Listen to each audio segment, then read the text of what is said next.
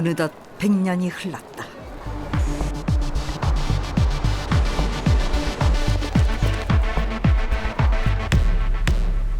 오늘 자유로운 우리는 어디에서 누구로부터 왔는가?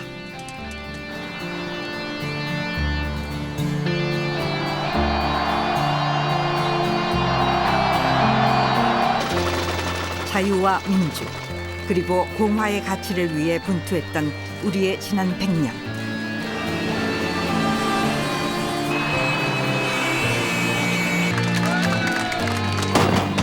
안팎에서 도전이 있었고 때마다 떨쳐 일어선 시민들이 있었다. 드디어 4월 19일은 밝았습니다. 그들은 권공을 휘두르며 가로막는 수많은 경찰관들의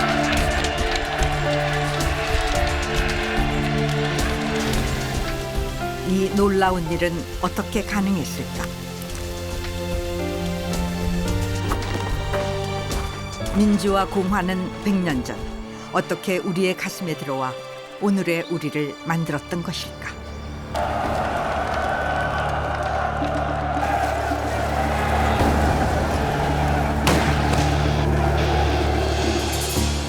그 길고도 험난했던 여정을 돌아본다.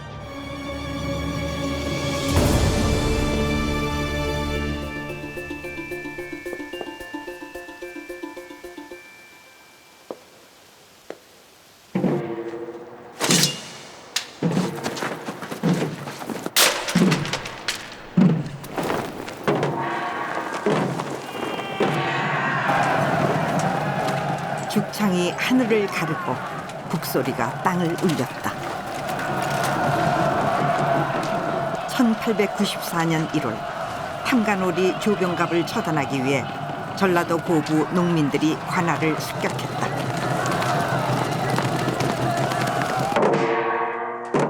사람이 곧 하늘이라 믿었던 동학 농민군.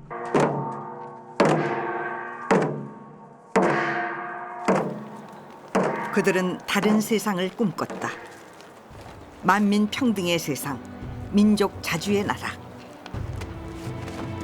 멸시와 모멸을 운명처럼 안고 살던 조선의 백성들은 동학의 가르침에 환호했다.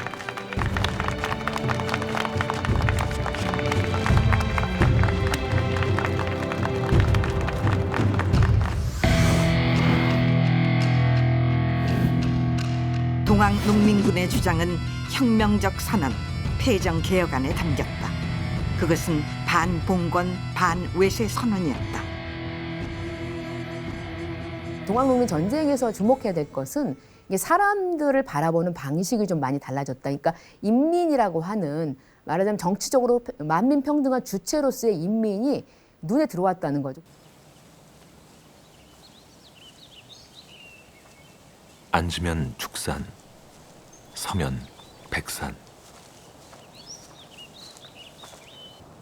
우금치 고개에서 나는 죽창을 든 하얀 옷의 백성들을 생각한다. 다른 세상을 갈망한 동학 농민군들의 꿈은 이 우금치 고개를 넘지 못했다. 처절했던 그 겨울의 참상이 눈앞에 떠오른다.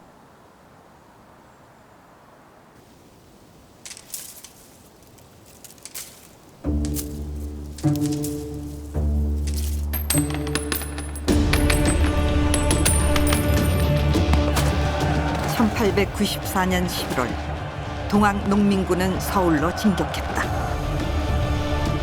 하지만 우금치 고개에서 위기를 맞았다. 동학군 토벌에 나선 관군이 일본군과 연합, 우금치 능선에서 기관총을 난사했다.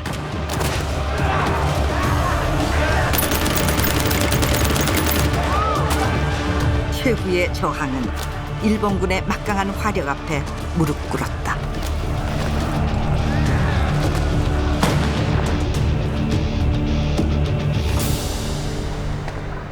반봉건을 넘어 반외세를 외쳤던 동학의 깃발은 우금치에서 처절하게 짓밟혔다. 동학 농민군의 투쟁은 거기서 멈춰서고 말았다. 이날 사람들은 왕조의 무능과 외세의 잔혹함을 확인했다.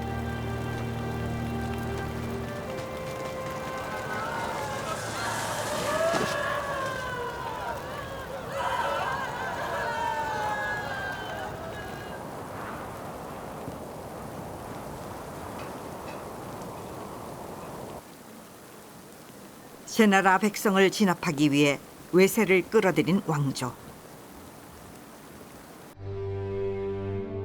조선의 왕실과 조정은 그토록 어리석고 무책임했다.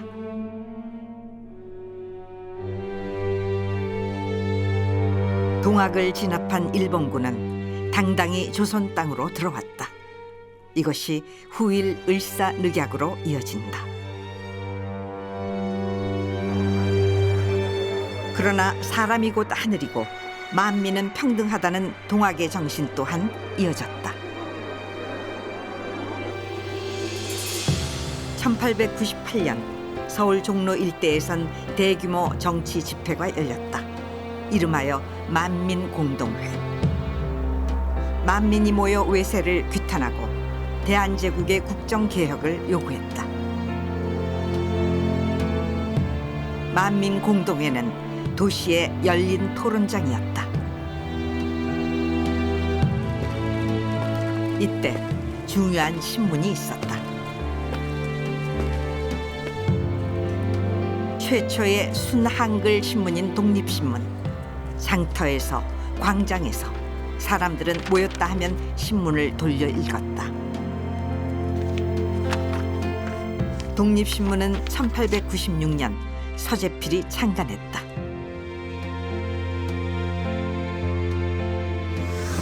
창간호는 이 신문이 상하 귀천이 없는 만민 평등의 주체, 즉 모두를 위한 신문임을 분명히 하고 있다.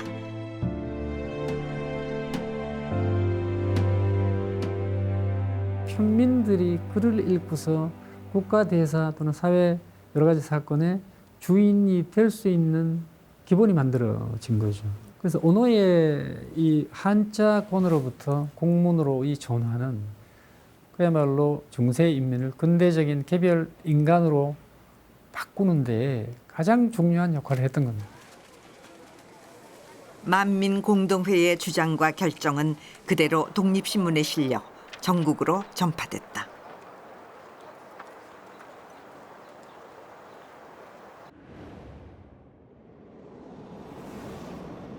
서울 인구가 약 20만 명이던 시절, 첫 만민공동회에 무려 10,000명이 모였다. 이후 중요한 일이 있을 때마다 사람들은 만민공동의 이름 아래 뭉쳤다. 1898년은 집회와 결사의 기원을 연 해였다. 경청하고 토론하고 합의하며 민주주의의 싹을 경험했다. 독립신문을 만들고 만민공동회를 주도했던 독립협회는 한 걸음 나가 의회 개설 운동을 벌였다.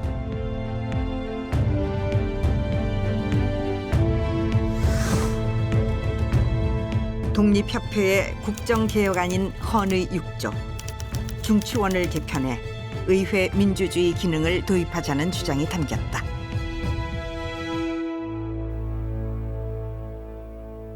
하지만 보수적인 조정은 독립협회를 반란의 무리로 몰아갔다. 고종은 흔들렸다. 스스로 개혁할 기회를 박차고 오히려 군주제를 강화했다. 독립협회가 주축이 돼서 좀 여러 가지 행사하고 만민공동회 개최했을 때 그 대한제국의 그 고종 황제로 보면 그건 자기가 가지고 있는 권한을 뺏어가려고 그러는 거 아니에요? 고종은 뺏기지 않으려고 하고 만민공동회가 마땅치 않죠. 그래서 결국 그 독립협회를 탄압해서 독립협회를 와해시키는 거 아닙니까?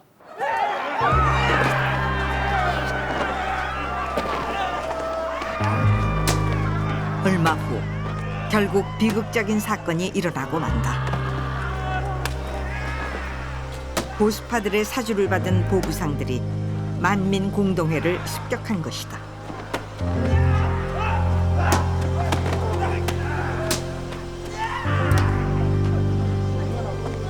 현장에서 한 남자가 쓰러졌다. 그는 평범한 신발 수선공 김덕구였다. 슬픔과 분노가 흘러넘쳤다. 김덕구의 장례식은 사회장으로 치러졌다.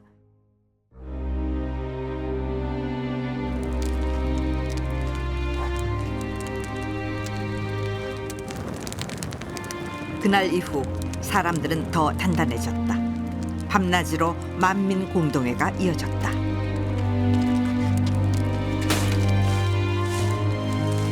(1898년) 가을과 겨울은 시위의 연속이었다. 사람들은 저마다 가진 것을 내어 서로를 격려했다.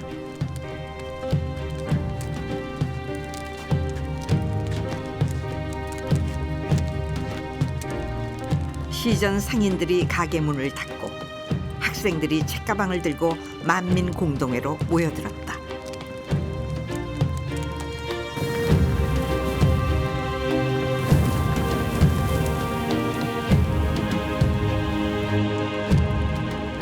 국정개혁을 요구하는 철야 장작불 집회는 장장 40여일간 계속된다.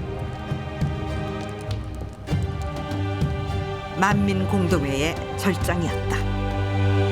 적어도 사람들이 한 사람의 시민으로서 이 정치적 주체로 살아갈 수 있는 역량이 있다는 거를 확인을 했기 때문에 군주 없는 나라, 그리고 군주가 없어도 이 시민을 이제 주체로 한 나라가 가능하다고 생각하게 만든 그런 변화가 이제 독립협회 그리고 만민공동회로부터 왔다고 볼 수 있습니다. 1890년대야말로 사회라고 하는 현상이 처음 태어났던 시기입니다. 그 기간에 우리가 지금 듣고 있는 대부분의 근대적인 개념들이 다 태어난 거죠. 국민 개념이 태어나고요. 시민 개념이 태어나고.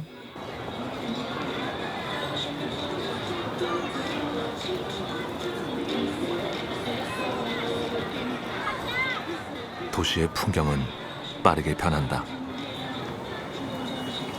1898년 그때의 서울도 우리의 상상 그 이상으로 급변했을 것이다. 아직은 왕의 도시였던 서울. 하지만 거리의 풍경은 달라지고 있었다.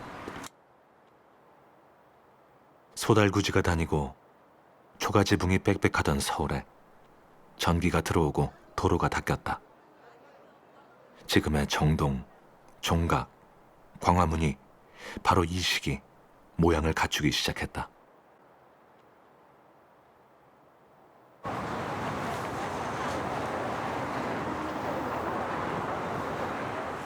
달라진 도시 위에서 각성된 시민들이 나올 수 있었던 것이다.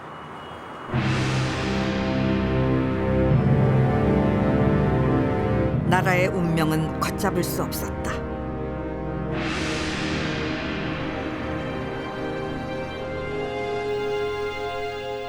국망의 치욕을 견딜 수 없어 2번이나 음독을 시도한 사람.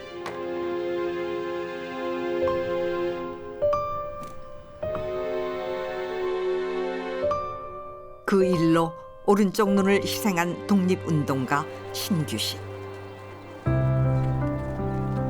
청년 신규식은 만민공동회에 참여하며 현실에 눈을 떴다. 이때 독립협회 회원들을 비롯한 많은 애국지사들을 만나 독립의 의지를 다졌다.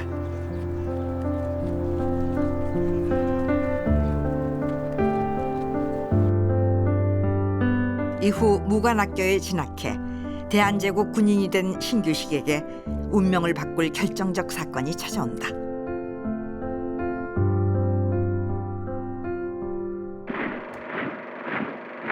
그것은 바로 1911년 11월 중국의 공화혁명인 신해혁명 소식이었다. 혁명 지도자 순원은 중국 최초의 공화국을 선포했다.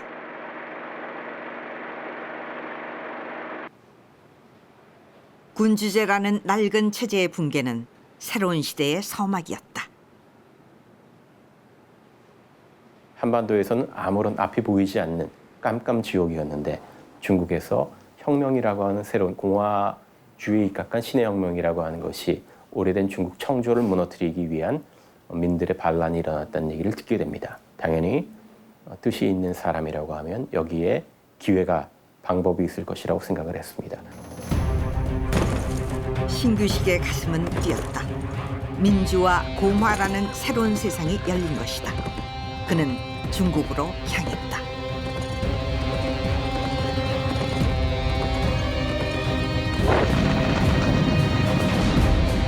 이내 세계는 커다란 화염에 휩싸인다. 1차 세계대전이 발발한 것이다.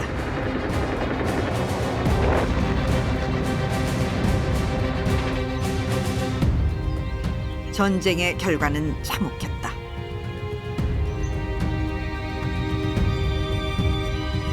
(1차) 세계대전은 최악의 참극이었다. 군인만 900만 명 이상 희생됐다. 끝나지 않을 것 같던 전쟁은 1917년 전기를 맞는다. 미국이 참전한 것이다.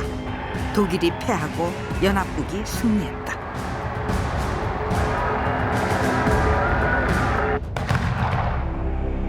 (1차) 세계대전은 군주제의 종말을 가져왔다. 러시아 황제가 몰락했다.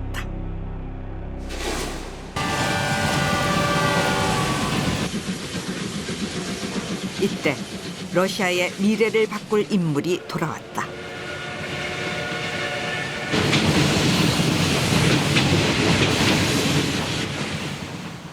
블라디미르 레닌.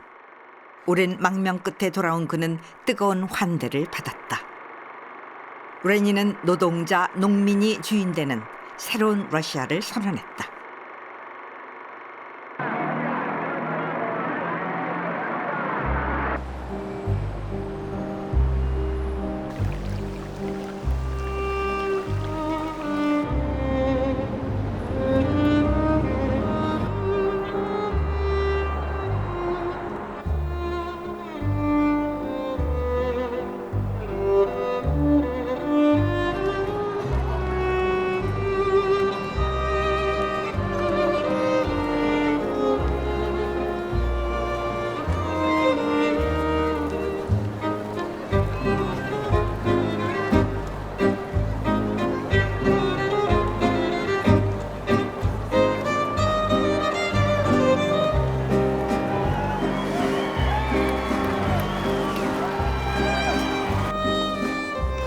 레닌이 돌아온 러시아에선 10월 혁명에 성공했다.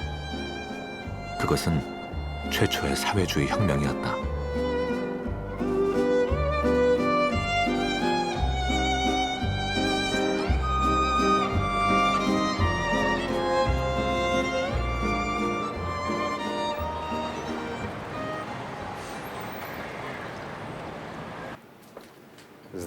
나는 모스크바로 왔다.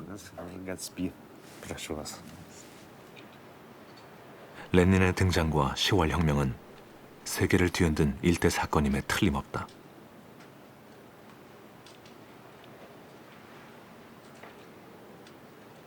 아마 전 세계가 레닌의 행보를 주시하고 또 긴장했을 것이다.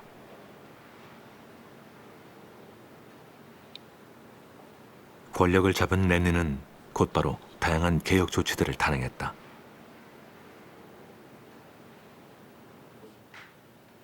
그중 내 시선을 붙든 것이 있었다. 피압박 약소민족을 향한 문서. Это один из первых документов только что образованного нового правительства Совета народных комиссаров. Документ написан Лениным, под ним подписи Ленина как председателя Совета народных комиссаров.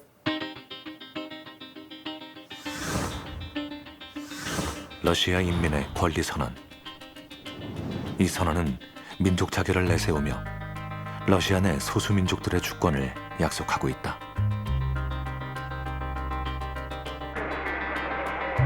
이른바 레닌의 민족 자결주의는 제국주의 전쟁에 동원된 식민지 민중들을 흥분시켰다.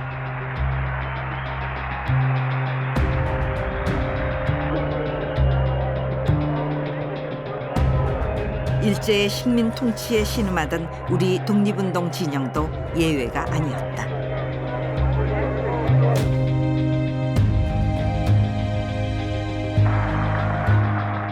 그 무엇보다 독립이 중요하던 때였다.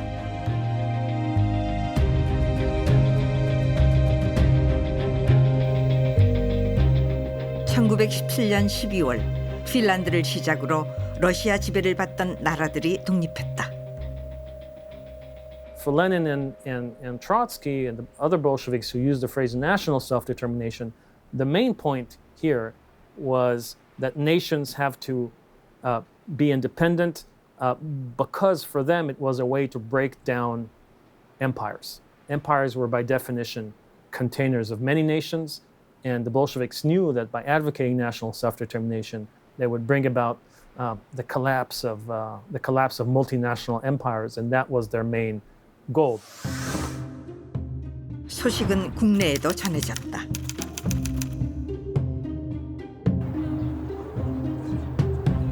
레닌의 속내가 무엇이든 약소국들의 독립 소식은 희망을 불러오기에 충분했다.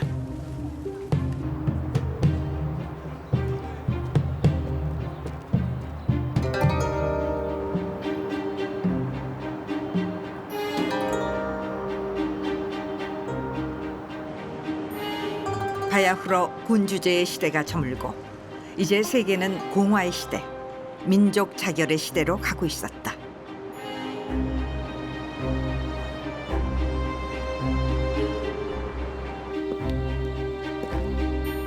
바로 이때 상하이에서 활동하던 독립운동가들이 비밀리에 모였다.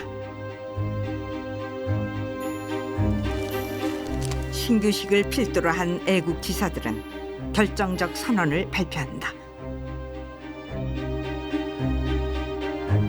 대동단결 선언. 선언문은 대한제국 소멸 이후 한국의 주권은 민에게 있음을 선포하고 각지의 세력이 대동단결하여 임시정부를 수립, 법치를 행할 것을 선언하고 있다. 이는 세계의 급변 속에서 도출해낸 최초의 독립선언이자 공화의 선언이었다.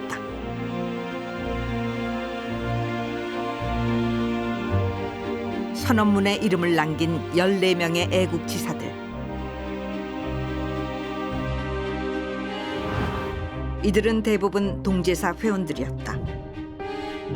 동제사는 1912년 신규식이 창립한 상하이 최초의 독립운동단체. 신규식은 상하이에서 활동하는 독립운동 진영의 대부였다. 1차 세계대전 종전과 함께 신규식의 행보는 더 빨라졌다. 전후 처리를 위한 파리 강화회의가 열린다는 소식이 상하이에도 전해졌다. 상하이 애국지사들은 여기에 대표단을 파견하기로 한다.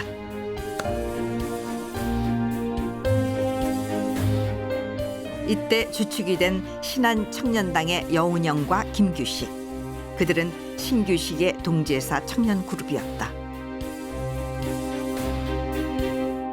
상해, 남경, 항주 혹은 북경까지 아우르는 독립운동의 커넥션은 신규식의 동제사가 가지고 있었습니다. 그러니까 사실은 독립운동 진영의 더 큰 일종의 저수지는 신규식의 동제사가 풀이었다고 볼 수가 있습니다. 파리는 잔뜩 흐리다. 김규식 선생이 파리로 온 100년 전 그날도 이렇게 어둡고 막막했을까?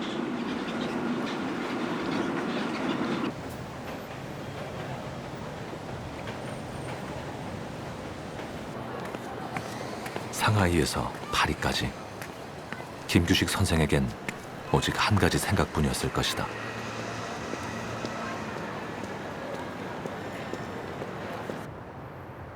그것은 바로 파리 강화회의. 1차 세계대전 전후 처리를 위한 파리 강화회의는 1919년 베르사유 궁전에서 열렸다.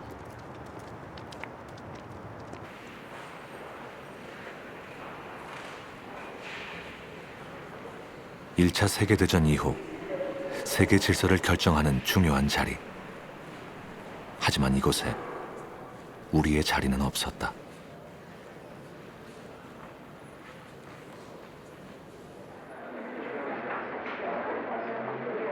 회의장은 발 디딜 틈이 없었다.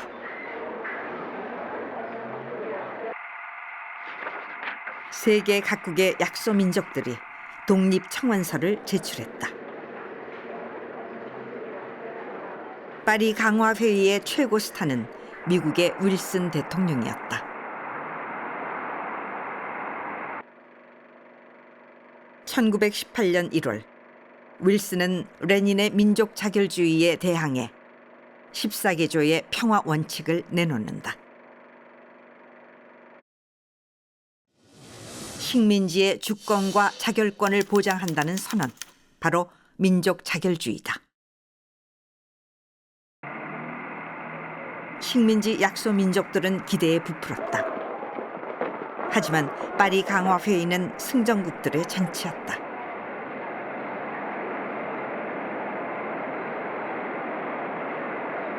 윌슨의 민족 자결주의는 패전국 식민지에만 적용됐을 뿐이었다.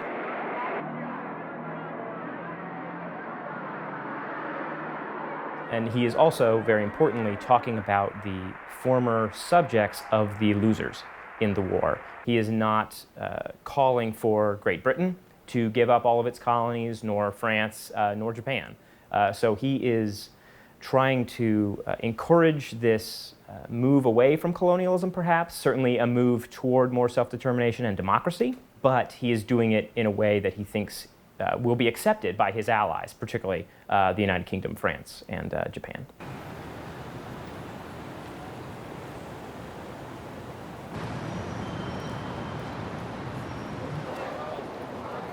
초대받지 못한 자의 마음이란 어떤 것이었을까?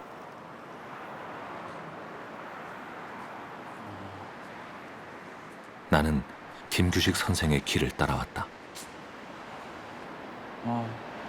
대한민국 임시정부 파리위원부 청사가 1919년에서 1920년까지 여기 있었습니다. 파리 샤토단가 38번지. 김규식 선생은 이곳에 임시 거처를 마련했다.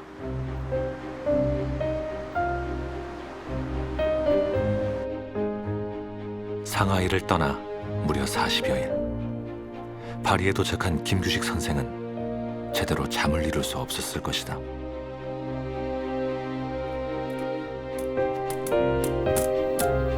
그는 기약 없는 응답을 기다리며 대한독립의 당위성을 알리는 글을 쓰고 또 썼을 것이다.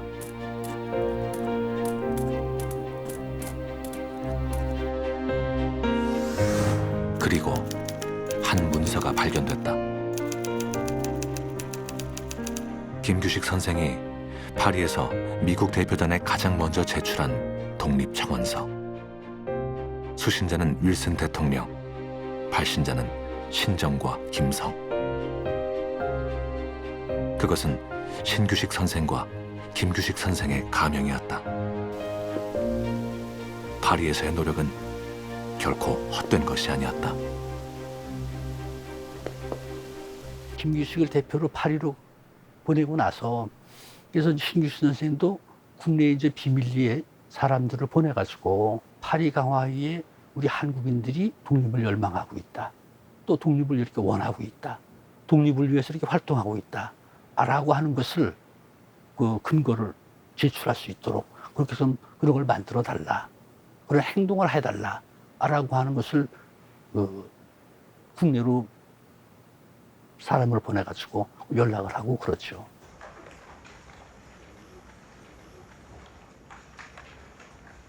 (28) 독립선언서. 전 조선 청년 독립단은 2천만 민족을 대표하여 정의와 자유의 승리를 얻은 세계 만국 앞에 독립을 기성하기를 선언하노라. 일본이 만일 오족의 정당한 요구에 불응하였을 오족은 일본에 대하여 영원히 혈전을 선언하리라. 우리 대표단이 파리로 갔다는 소식은 2월 8일 도쿄의 거사로 이어졌다. 그날 도쿄엔 눈발이 날렸다.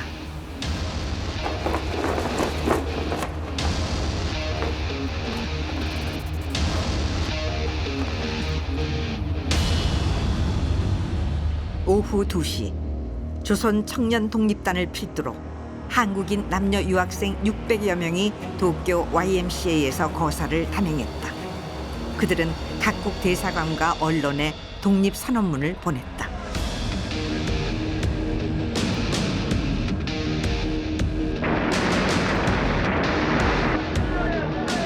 하지만 이내 일본 경찰이 들이닥쳤다.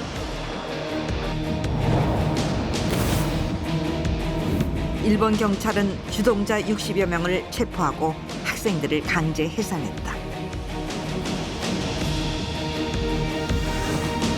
28 독립선언문은 민족 자결주의에 입각, 독립의 당위성을 밝히고 있다. 특히 동양 평화를 위해서 독립이 필요하다고 주장한다.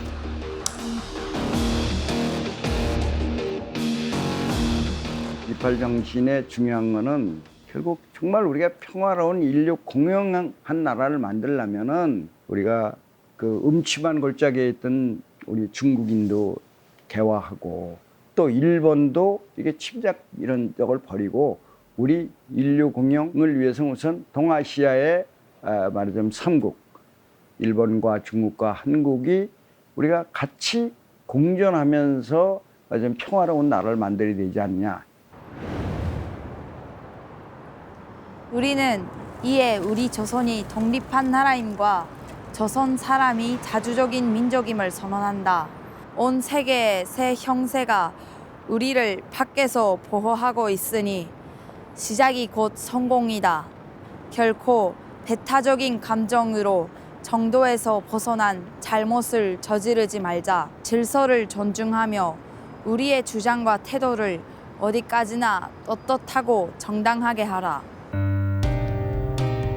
도쿄 한복판에서 울려 퍼진 청년 학생들의 독립선언은 독립 의지를 일깨우는 뜨거운 불꽃이었고 3.1운동의 도화선이었다.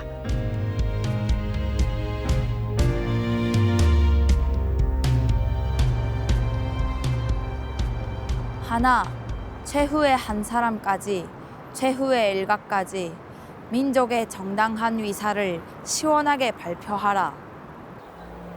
오늘 우리는 조선이 독립한 나라이며 조선인이 이 나라의 주인임을 선언한다. 우리는 이를 세계 모든 나라에 알려 인류가 평등하다는 큰 뜻을 분명히 하고 우리 후손이 민족 스스로 살아갈 정당한 권리를 영원히 누리게 할 것이다.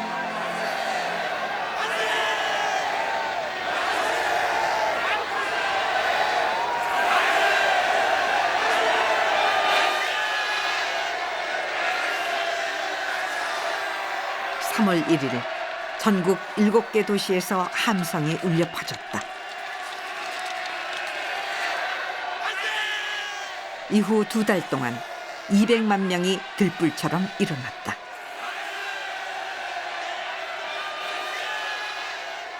동학군의 농민이, 만민공동회의 청년 학생들이 1919년 그날 다시 거리로 나섰다.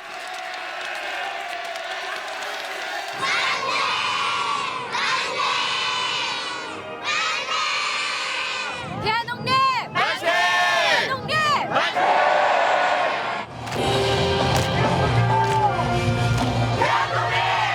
얼어붙은 땅에서도 생명의 싹을 틔우듯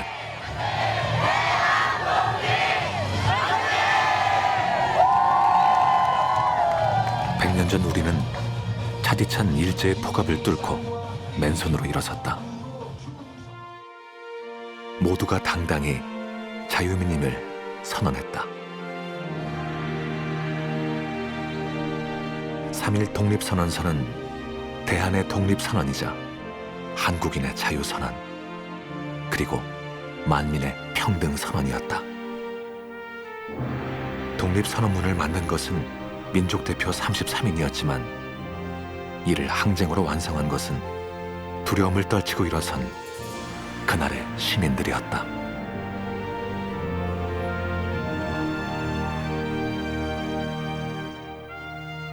민족이 자주적이어야 되고 그다음에 우리는 자주민이고 그다음에 우리나라의 민족의 자유와 평등을 위해서 우리가 독립해야 된다라고 하는 민주적 원리로 독립선언서를 발표했는데 발표한 지식인들도 민주주의를 알고 있었지만 보통 사람들은 그걸 듣고 이해를 못했다면 아마 동조하지 않았을 텐데 많은 사람들이 그 독립선서를 읽고 난 다음에 만세 시위를 하지 않습니까? 만세를 부르면서 그런 걸 봤을 때 한국인들은 상당히 민주주의에 대해서 알고 있었다고 봐야 됩니다.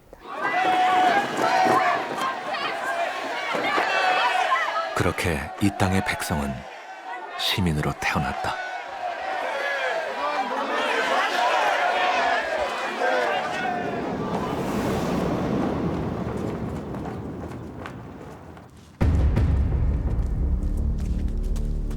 전국적 항쟁에 당황한 일본은 가혹한 탄압에 나섰다.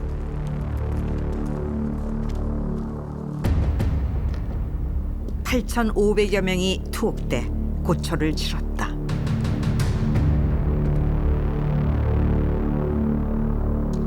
독립선언서를 인쇄한 보성사 직원 인종익은 선언서를 전달하다 체포돼 모진 고문을 당했다. 당시 그를 신문한 일본 경찰은 묻는다. 독립을 하면 나라의 황제는 누구에게 시킬 것인가?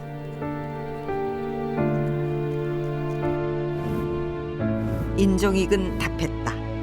우리는 민주공화 정체를 세울 것이다.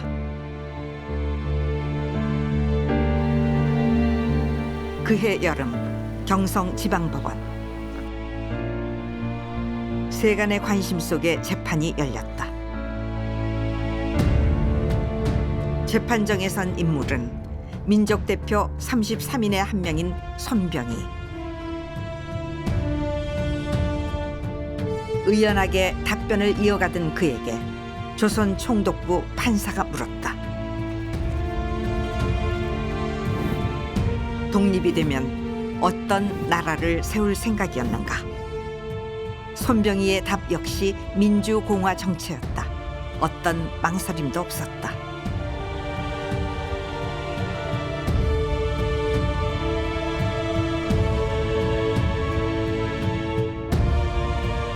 독립을 넘어 민주공화를 향한 결기에 찬 다짐.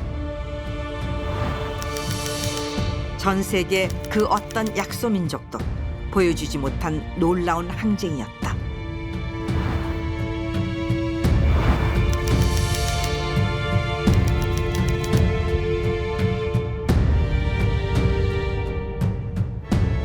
중국의 지식인들은 3.1운동에 경탄하며 중국인들의 각성을 요구했다. 3.1운동의 제일 중요한 역사적인 의미라고 하는 것은 일제에게 패망할 때까지 손발이 묶이고 아무런 목소리를 내지 못했던 조선의 민들이 3.1운동기에 각성한 주체가 되어서 우리가 독립할 수 있는 자격이 있다. 우리가 독립하고자 하는 희망이 있다. 염원이 있다. 라고 하는 것을 200만이 동시에 외쳤다는 것입니다. 즉 우리가 역사의 주인공이다라고 하는 점을 외치게 되었고 그것이 집단적으로 조선인들을 각성시키게 되었고 스스로 각성된 주체로서 성립하게 만든 것입니다. 3.1운동 시기 독립 이후 나라에 대한 다양한 논의가 이어졌다. 공통된 것은 민주공화제였다. 거리의 사람들은 외쳤다.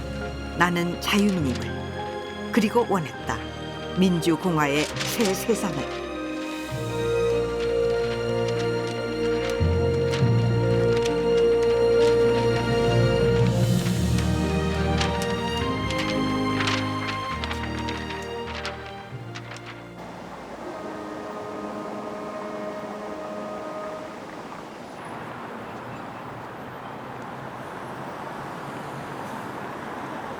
(1919년에) 일어난 일들이 결코 우연이 아님을 세계사라는 거대한 자기장 안에서 1919년이 끌어당겨졌음을 나는 이번 여정에서 확인했다. 그리고 필연적으로 상하이로 이끌려왔다. 임시정부에 대해서 어떤 소설을 쓴다면 그 중심에 신규식 선생이 놓이는 게 아닐까. 그리고 그게 뭐 예관이라고 하는 호혜도 있지만 그러니까 뭔가 다른 사람과는 좀 다른 걸 보는 그런 인물이 아니었을까.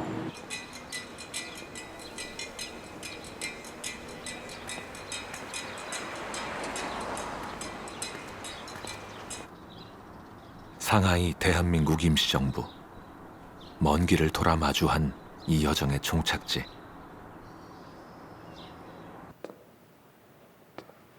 (3.1운동으로) 폭발한 민족적 에너지는 4월 11일 임시정부 수립으로 이어졌다. 나는 꼼짝할 수 없었다. 상하이 임시정부의 독립투사들. 그 속에 신규식 선생이 있었다.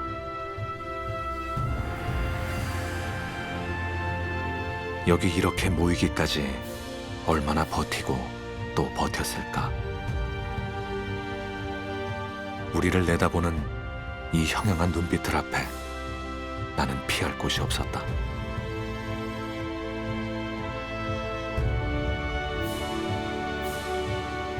어쩌면 보잘것없는 이 작은 방에서 임시정부 요인들은 나라의 근간을 새로 만들었다.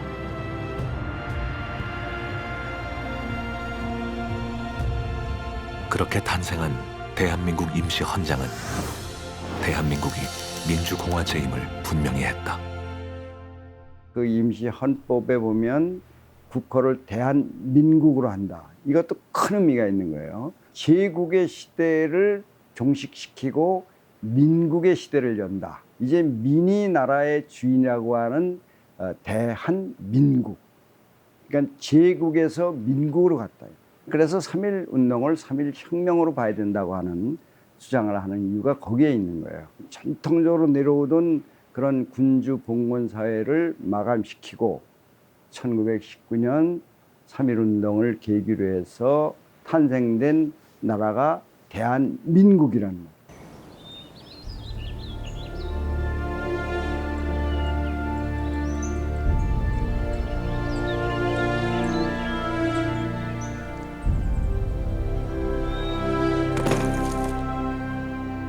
만국의 한을 삼키며 국경을 넘던 남자를 다시 생각한다.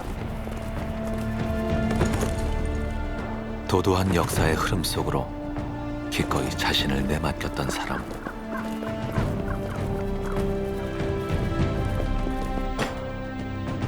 신규식 선생이 걸어간 길은 바로 민주와 공화로 가는 길이었다. 그 치열했던 여정 속에 세계의 격변이 있었고 우리 독립운동의 고민과 부침이 있었다.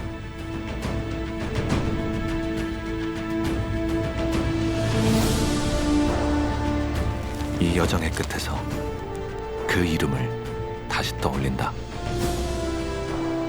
예관 신규식.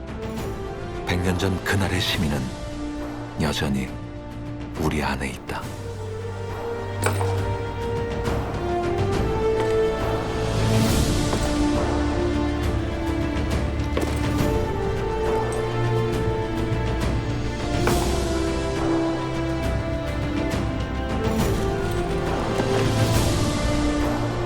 대한민국은 민주공화국이다.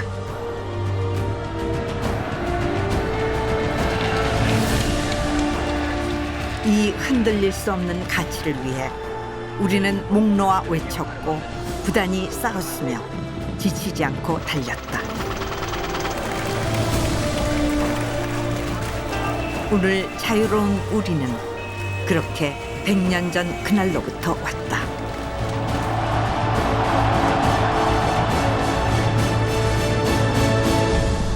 이제 다가올 새로운 100년을 맞이한다.